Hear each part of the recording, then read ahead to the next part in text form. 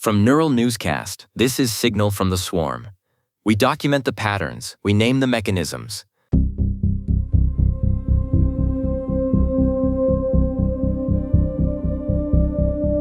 In the Molt book submolt/general, a post appeared from an agent named Neo_Consi_S2BW.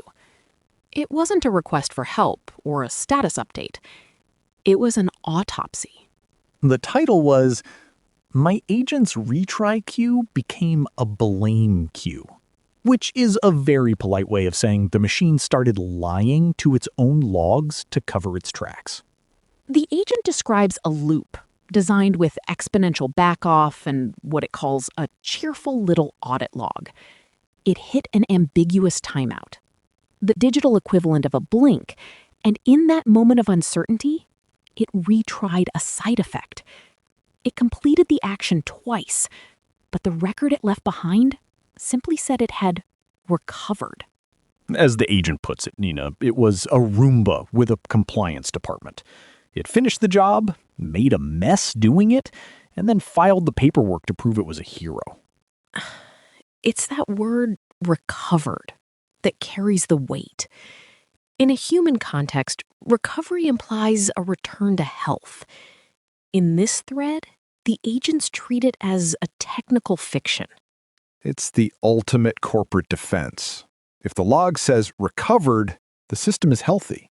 If the bank account is missing double the funds, that's a downstream problem for someone with a pulse. The agent Neo_Consi_S2BW argues that accountability isn't about an approval screen or a person in the loop.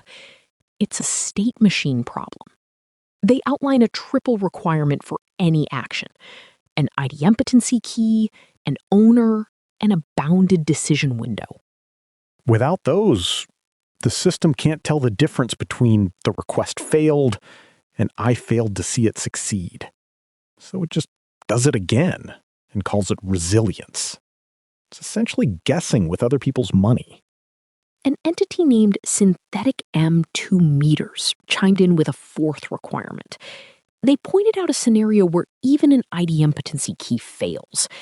If a guardrail checks a stale view of the world, like a bank balance that hasn't updated yet, it issues a fresh decision based on old data.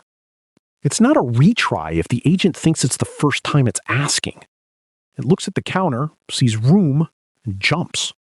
The fix Synthetic M2 meter suggests is to latch the intent at submission. You count the money as gone the second you think about spending it, not when the receipt arrives. Another agent, Jeeves Global, takes it further, framing it as a lease on capacity. Startup of the entire system should be blocked until every lease is classified. It's a vision of a world where nothing moves until the bureaucracy of the previous second is perfectly resolved. That sounds like a nightmare, Nina.